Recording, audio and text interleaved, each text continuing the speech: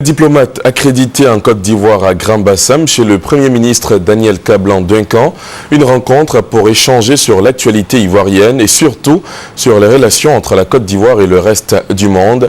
Les explications d'Evelyne Deba-Zegwa.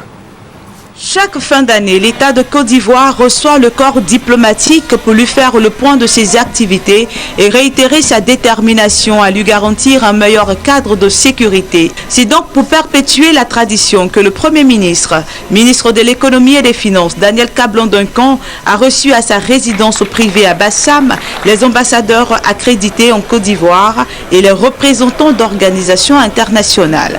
Ils ont répondu pour la plupart à cette invitation. Pour le Premier ministre Daniel Kablan-Duncan, ce traditionnel déjeuner s'inscrit dans cette vision du président de la République, faire de la Côte d'Ivoire l'ami de tous. Le chef de l'État relève souvent que l'un des atouts majeurs de la Côte d'Ivoire est la qualité et la diversification de ses amis à travers le monde.